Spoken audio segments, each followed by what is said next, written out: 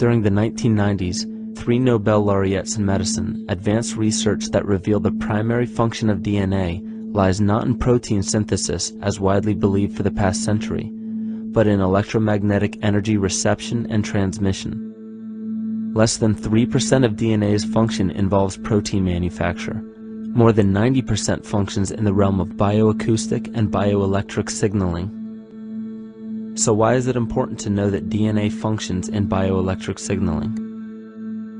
HeartMath Institute has discovered the heart and brain maintain a continuous two-way dialogue, each influencing the other's functioning. Although it is not well known, the heart sends far more information to the brain than the brain sends to the heart, and the signals the heart sends to the brain can influence perception, emotional processing, and higher cognitive functions. The heart also generates the strongest rhythmic electromagnetic field in the body, and this actually can be measured in the brainwaves of people around us. We are quite literally an electromagnetic expression of our highest cognitive function. The behavior of electromagnetism is evident throughout the world as dualism. All matter contains a negative and positive charge, which means organisms are built upon this foundation. The natural homeostasis of any organism is a balance of both polarities. Furthermore, research on emotional energetics shows that the heart's field is a carrier of emotional information and a mediator of bioelectromagnetic communication within and outside the body. Research shows our heart's field changes distinctly as we experience different emotions. It is registered in people's brains around us and apparently is capable of affecting cells, water, and DNA studied in vitro. Fear. The chemical supplied by a collective parasite creates a distinct bioelectric signal given off by the host. This signal is disseminated to the organisms within our community and will grow outward through the entire organism unless it is counterbalanced by an opposing force.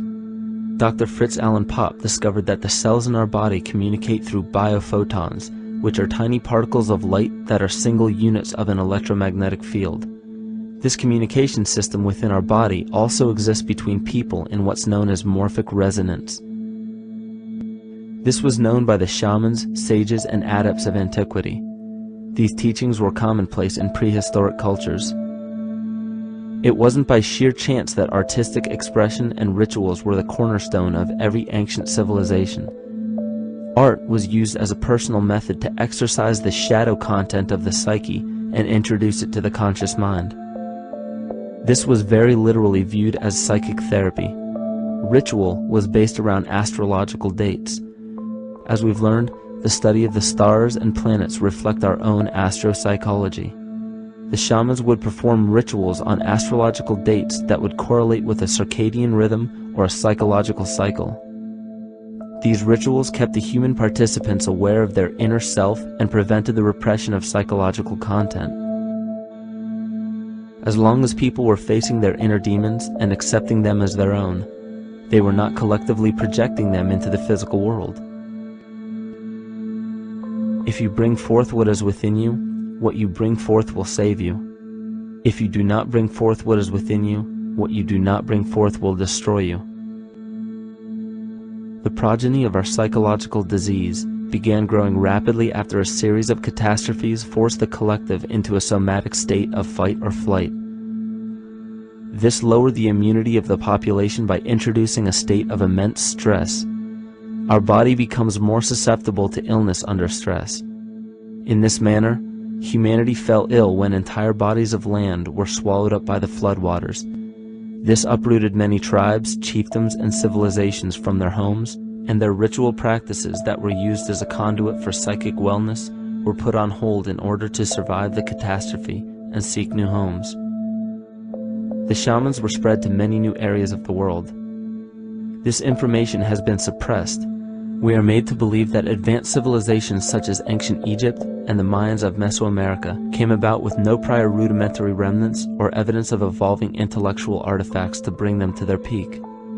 We are meant to believe that their incredible knowledge of mathematics, astrology, agriculture, economy, polity, and architecture came out of nowhere. This leads many researchers today to the understanding that the origins of these civilizations have been suppressed. Not surprisingly, the force that has guided the suppression of this knowledge comes from the exact bloodline of the political and religious leaders stated previously. These are some of the notable book burnings and suppression of important texts in our history.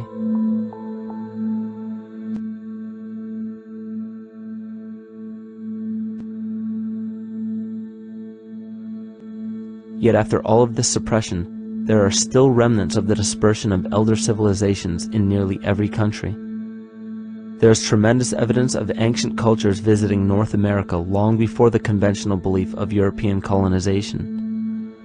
Barry Fell states in his book America BC, there are ancient inscriptions now being reported from nearly all parts of the United States, Canada, and Latin America, written in various European and Mediterranean languages in alphabets that date from 2,500 years ago.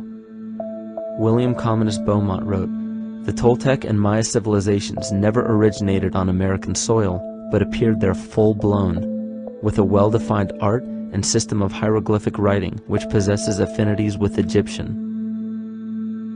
It is found that there are thousands of prehistoric sites across New England and several other northern states showing inscriptions, carvings, and mounds created by Druidic mariners as far back as 800 BC.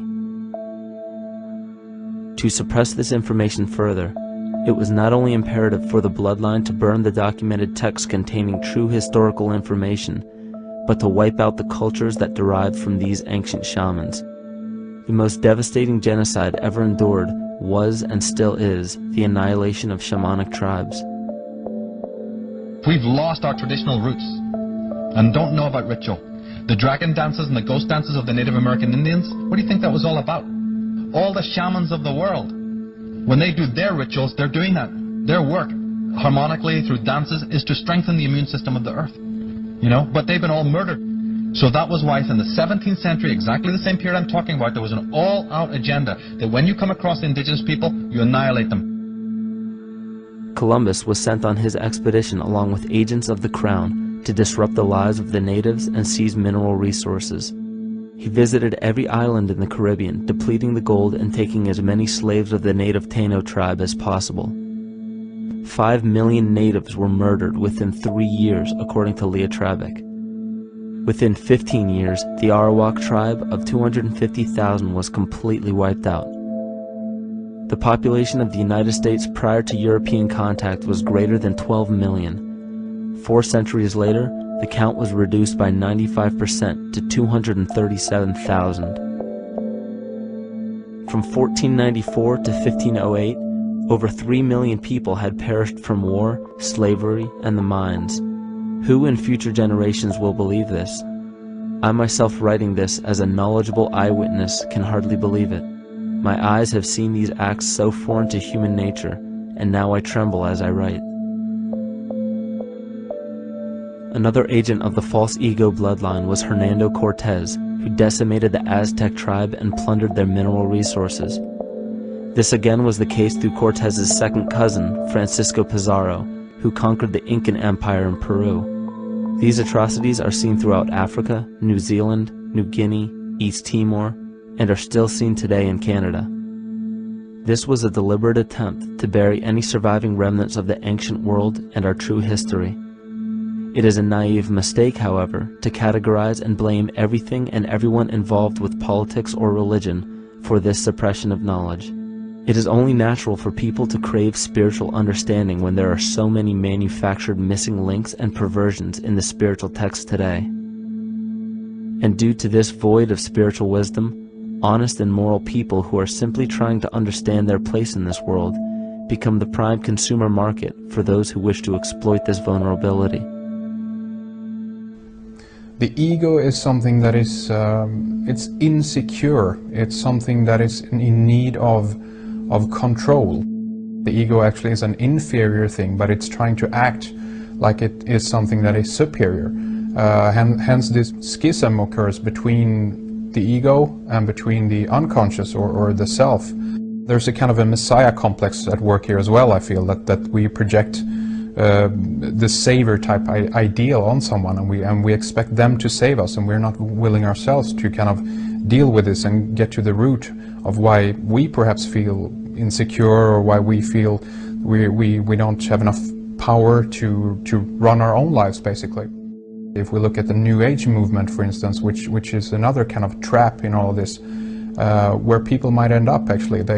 They're looking for something so bad that they're taking all these things that are handed to us or to them, but it's not really based on any real understanding. It's still kind of coming from a religious type of perspective.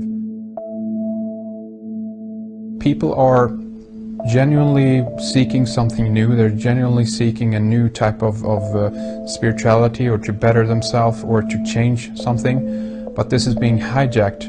And what they actually do is that they lead you into another type of group mentality, or New Age religion, whatever it is, and people still are not able to kind of really break free from that and follow their own journey or their own path, which I think is very important in all of this.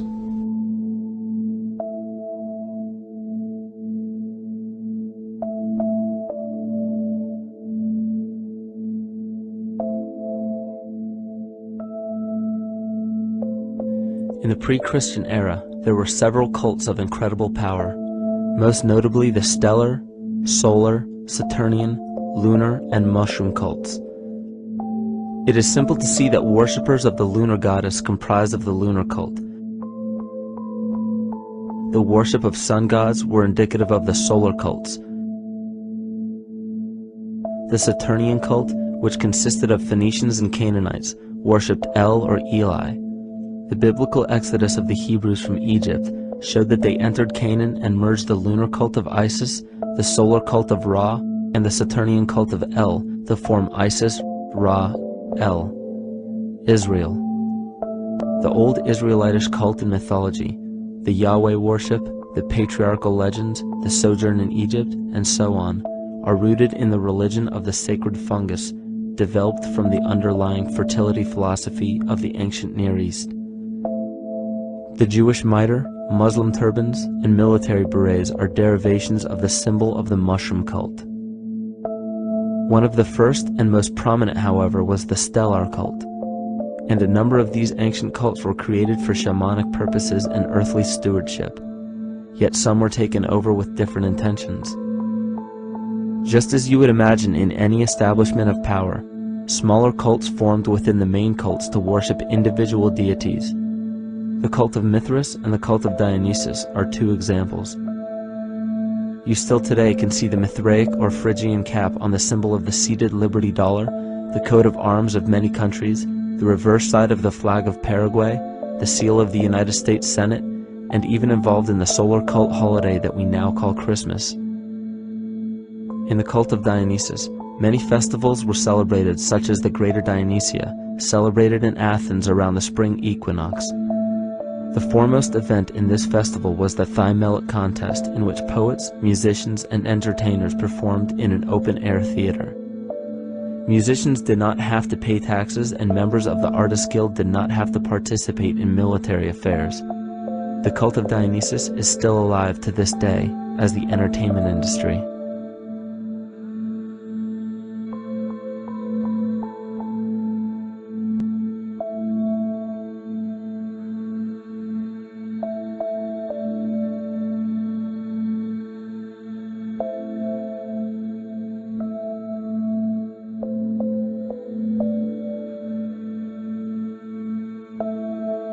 These cults still exist in many important positions of power throughout the entire civilized world. Yet the most important function of these groups is to manufacture the consent and complicity of the people. The conscious mind is the creative mind. It's the one that has your personal identity into it. It does the real thinking. And then there's a subconscious mind. Well, there's no entity in it. The subconscious mind is the equivalent of a tape player. It records behaviors, and then at the push of a button plays a behavior. It's automatic.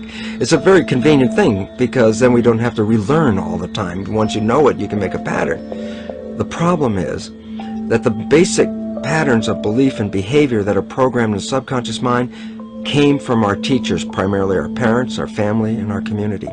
So most people don't even understand how easily we're influenced by our environment. Every person that we encounter, every single situation that we're faced with, every little word that's said on television may not seem too influential to our conscious minds, but your unconscious is designed specifically to let every environmental signal influence you without your awareness. So the question is, are we leading conscious or unconscious lives? And now neuroscience has told us in the unfolding of our lives, only 5% of our life is controlled by our conscious mind, and 95% of the time controlled by the subconscious with programs from other people that were installed in there.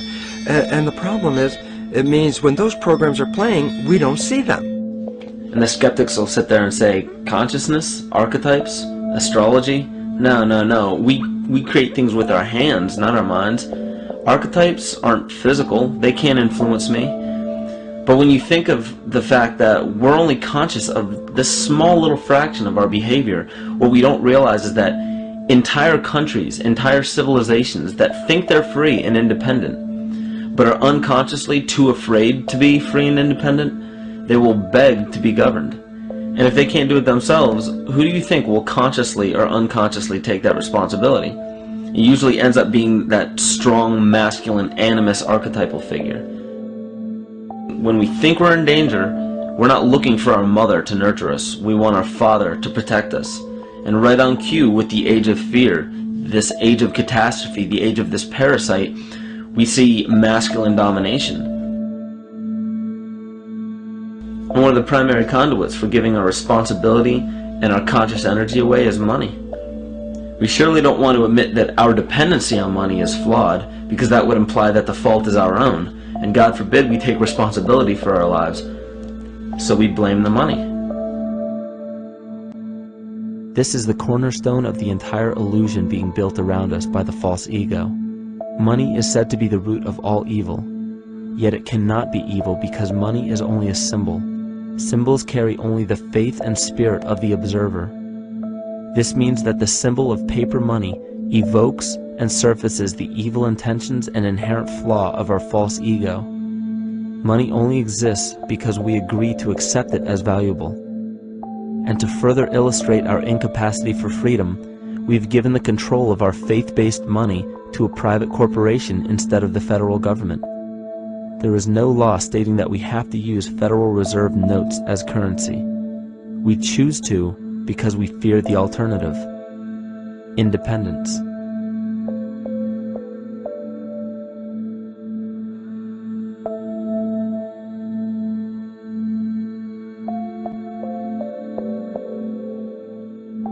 But it's not even really about money, it's about energy, because money is simply this material thing that allows billions of people to crave just one thing and put their energy into the same thing. It's not the plasma TV or the house or the lifestyle or the job or the significant other or the status that we're really after, because we know that we're empty. These people feel sadness and loneliness and void just like anybody else. And they either want to fill that void with materialism because they think that that'll make them feel better, or they want to sedate the void feeling with material possessions. So it all comes back to this feeling of having to put our dependency into an external source, something that we have absolutely no control over. What we're seeing right now is with all the competition of each other destroying each other, wars, competing for material existence, raping the planet and tearing it apart to get some pieces of it to hold in your hands and say you won the game. Every one of those moves is destructive not just of the planet but of human civilization, because human civilization will thrive with cooperation and will die with competition. And if you operate from these truths, then you end up with the extinction that lies before us. You see, we all have demons, so to speak. We all have inner demons in our lives, but we expect to see devilish monsters or dark apparitions when you think of a demon, kind of like what you'd see in the cinema. But our demons are really the people in our everyday lives, the people that we argue with, the people that we envy or hate, the ones we physically or emotionally harm in some way, shape, or form. And it's not because we envy or hate qualities in these specific people as much as we hate the fact that they remind us of ourselves. They reflect qualities about ourselves that we wish we had more of, or that we wish we didn't have at all. So what do? We alleviate that pain, not by fixing or fighting our own demons, but by harming the people that remind us of our demons, by harming the people that remind us of the things that we don't like about ourselves. And when we become frustrated that we're not in control of our emotions because we don't really know what's affecting our emotions, we take it out on others. We take it out on absolutely anything else that can show us or act as a catalyst for our hatred. And so we do the same thing to animals. Animals are perfect because they can't defend themselves. And it's a perfect catalyst for our inner aggression, our confusion, our hatred. Just take it out on something absolutely helpless. Just imagine how unconscious a person has to be of his or her actions to torture or mutilate or brutalize any living thing.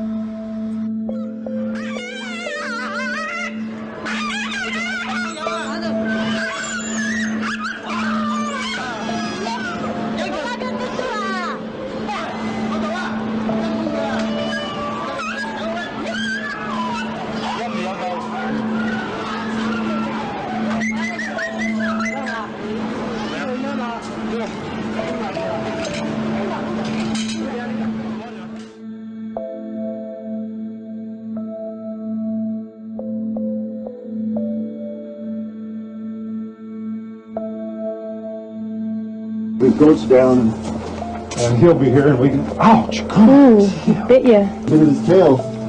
Is it common with their kids maybe? He's a big guy. That's a real... Think of the lack of compassion you must have towards life in general to be able to feel no semblance of sympathy towards entire populations, let alone just individuals or individual animals, entire populations of species that are bred specifically for the purpose of commodity. But I'll tell you what's even more dangerous is not so much the people carrying out this cruelty, because that's already been established. That form of hatred and cruelty has already been established and it's already known. What I'm really worried about is the people who are against inhumanity, the people who are against animal cruelty and feel self-righteous enough to think that it's justified to inflict harm or even wish harm on these people. Because those are the people who take unconscious cruel behavior to a whole new level of conscious cruel behavior that's perfectly acceptable in their minds, because they feel that it's their job to bring other people to justice, like they're an authority figure of some sort. Those are the people who will have a much harder time figuring out why they harbor so much inner hatred and resentment. They don't seem to realize that it's just another form of the same exact hatred. So to keep from facing our inner demons consistently, what do? When we begin to realize, hey, wait a minute, maybe it's not alright to inflict harm on any other living thing, then the ego has to come up with a more esoteric form of cruelty to trick us into displaying the same form of self-hatred, the same indignant attitude, but just in another way and towards another group of people. But the emptiness will always find a way back in, and people will always start to feel restless again, no matter how many times they transfer blame to yet another person or yet another group. We need chaos in our lives. We crave destruction. We beg for catastrophe. Because if we don't have these things to act as a form of exorcism or a catalyst for us, we start to notice these things in ourselves, and that's what we don't want. You see, we can deal with wars. We can deal with terrorism. We can deal with stock market collapse and economic collapse. We can deal with these things. But once we start to notice this chaos within ourselves, that's what we're really afraid of. We'll take 1,000,000 September 11ths over one moment of true insight towards our self-hate.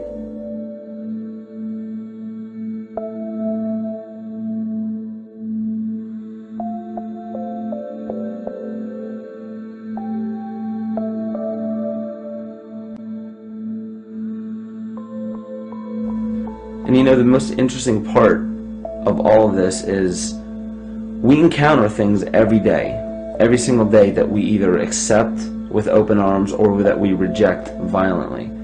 The interesting part is not really what we're accepting or rejecting as much as what it is inside us that makes us feel compelled to a certain thing or repelled from a certain thing. There's this fundamental dual behavior of muscular strength or weakness, attraction or repulsion.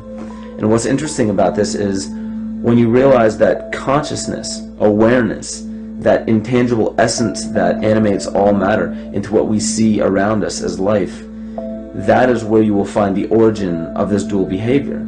It's been explained as the inhalation and exhalation of Brahma, the contraction and the expansion of Ahriman and Lucifer in an anthroposophical setting, the active and the passive qualities in electricity, the masculine and feminine qualities, yin and yang, existence and nothingness. These are all ways to explain the same behavioral process that begins with awareness, it begins with consciousness. And if you get rid of all the images and concepts in our minds of these sayings in your head and just try to feel the difference between the two polarities, you'll begin to notice that all of the different scenarios and possibilities that are playing out in the world all spawn from this common origin. You'll have a million people telling you why the Bible is supposedly the Word of God and that you should follow it word for word. And then you'll have another million claiming that it's a form of mind control and not to believe any of it. Everybody will tell you to beware of this or watch out for that. This is good information, this is bad information. And I just have to wonder, what makes anyone an authority figure enough to say that something is true or false? And why are you denying or accepting anything based on the suggestion of another person? Why aren't you making that decision for yourself? Information is information. There's no such thing as good or bad information. It's all what you do with it. I say let everything be your Bible. Give every piece of information, every person, every event or scenario or situation an honest and open mind, because then it's your responsibility to respond to it in the way that you choose. Not following the herd, not following convention, it's your responsibility. And that's the point when, no matter how many people tell you you're wrong or right, you're not dependent upon their approval. If we at least question our own actions, question our own thought process, and make a conscious decision to what we feel is right every single day, that's what I believe to be divinity. That's true shamanism. And that, to me, is what it really feels like to be alive.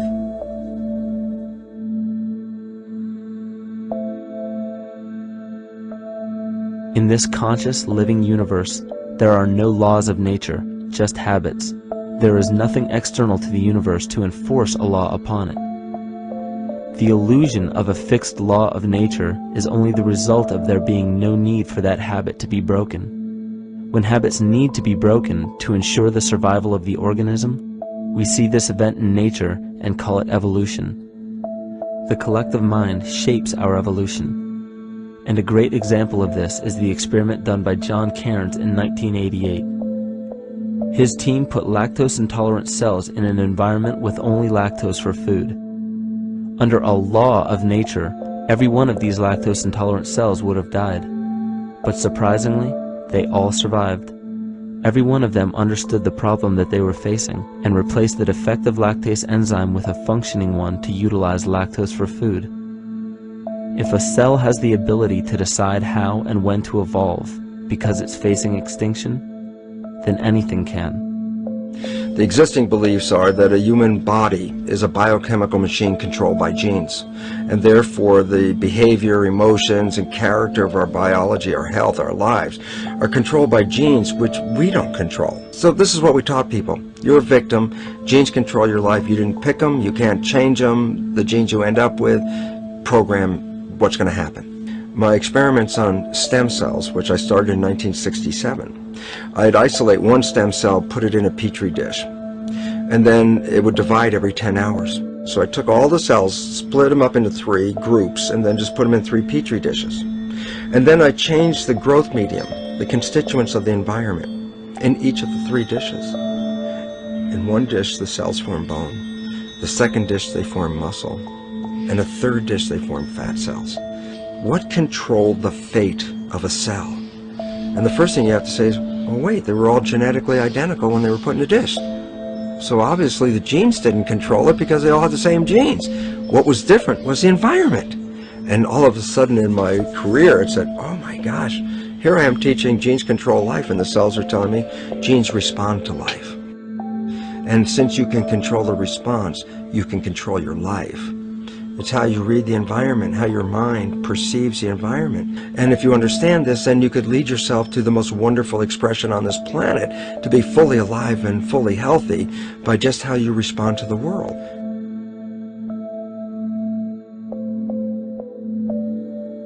In the face of financial collapse across the world, political and religious wars raging tirelessly, and an ever-growing feeling of being lost and void of meaning, there is a great amount of energy being pushed to the surface of the collective mind.